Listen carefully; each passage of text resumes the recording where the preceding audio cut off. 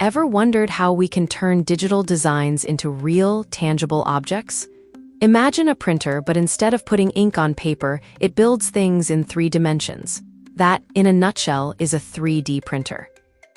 Unlike traditional manufacturing that often cuts material away, 3D printers work by adding material, layer by super thin layer, one on top of the other, slowly constructing the desired shape from the ground up.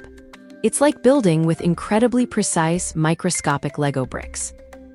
So, what do they print with? Most commonly, it's plastic fed through a hot nozzle like a sophisticated glue gun, but they can also use liquid resins, metals, ceramics, and even food-grade materials. The possibilities are constantly expanding. From creating prototypes for new products to making custom medical implants, designing unique jewelry, or even building parts for rockets, 3D printers are revolutionizing industries and sparking creativity across the globe. It's all about bringing ideas to life, enabling rapid innovation, customization, and efficient production right at your fingertips. It truly opens up a world where anything you can design, you can potentially print. Subscribe for more fun facts.